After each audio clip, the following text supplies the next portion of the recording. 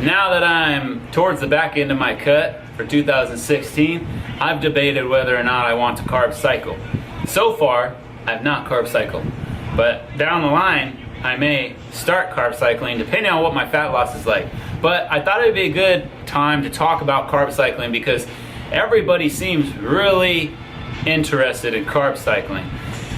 I know that everybody thinks it's a one-hit wonder to losing fat and keeping muscle, but I think that most people don't utilize carb cycling the way it should be utilized.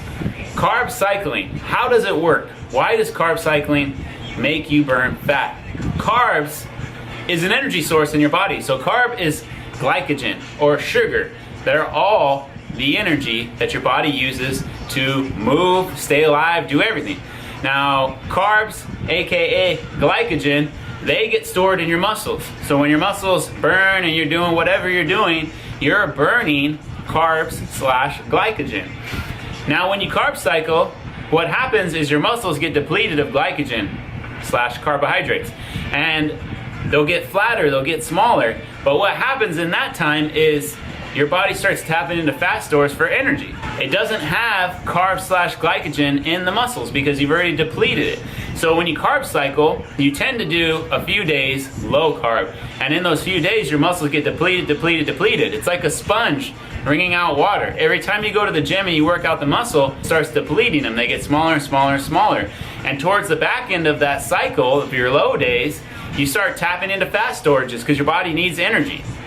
Now, if you go too long on low carbs, your body will think it's starving and it will start tapping into muscles and it will start taking away amino acids from the muscles, which will tear down and break down your muscle fibers. This means your body is literally digesting your muscles. So the way carb cycling works is after a few days on low carbs, you have a peak. You go a high carb day and you overindulge on carbohydrates. And what this does is fully saturates your entire body, your muscles and the rest of your body with carbohydrates slash glycogen. And then the next day you follow up with low. You start going a couple more days with low. And then it depletes, and on the last day or two it will burn some fat. And then you spike it. The reason why you spike it is because you want to protect that muscle. Because like I said, if you go too many days on a low, your body will start digesting muscle. If you have a high day, then it protects the muscle. It gives your muscles what it needs and it tells your body, hey, we're not starving, we'll be okay. The metabolism stays the same. It doesn't slow down because you're having those spiky days. And then you have low days and you burn some fat. Now, if you utilize this correctly, it can be really good for fat loss and keeping the muscle. But what people tend to do is say, hey, 2 days low carb will burn fat. Well, I bet you 3 months low carb will burn even more fat. I actually had some dude come up to me in the gym and say, yeah, man, I'm prepping for a competition. I haven't had carbs in 3 months. I've been low, under 50 carbs for 3 months straight. That's terrible for you, man. You shouldn't be bragging about that, first of all. And this dude was so skinny because his body is digesting all of his gains. You don't want to lose your gains. If you're a bodybuilder, if you want to be lean but muscular, you don't want to digest your damn muscles, man. And you don't want to go around bragging to everybody that you digested your muscles.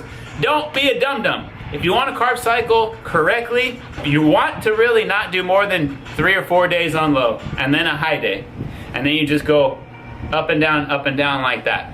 So that's carb cycling 101, guys. That's how carb cycling works. But you have to utilize it correctly.